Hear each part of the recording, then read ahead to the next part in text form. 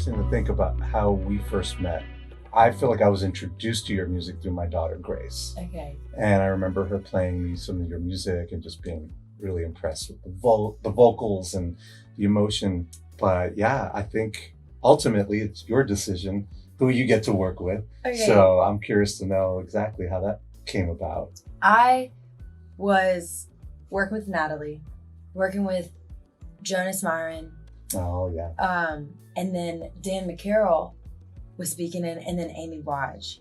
And I was writing like individually with each of them, and would send over an email or something saying, hey, if like what songs are being written, who do you think that Lauren should work with for this next project?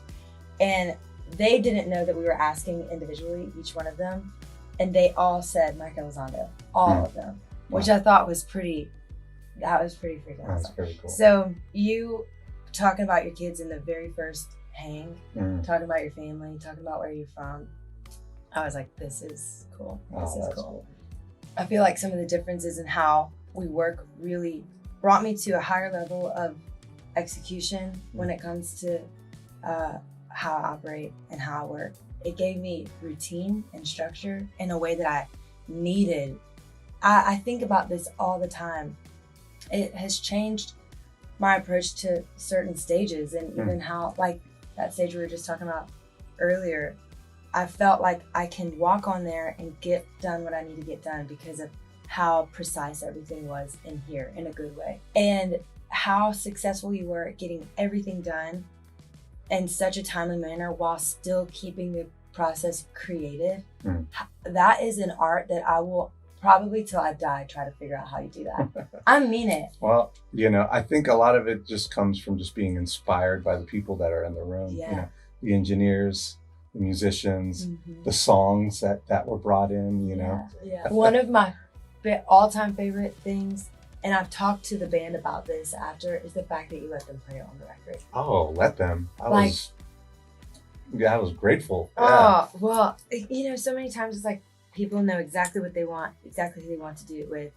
And the fact that you were like, oh, okay, you wrote this song with Grant and Daniel, or like, okay, let's have Grant come in and play keys, or okay, tell me about your horn section, bring them in.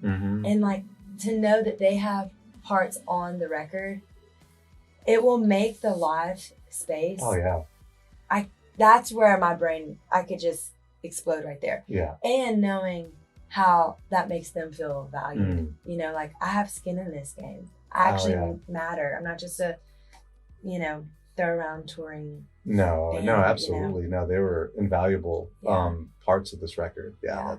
And I've since, I think I've stolen your horn section for other sessions and other things. And Javi, percussion. Exactly. Yeah, Javi as well. So yeah, that was really special, getting to bring in members of your band to come in and play on the record, and then knowing that they're going to take that enthusiasm and bring that to the live stage and embellish even that much more. It's going to be really cool.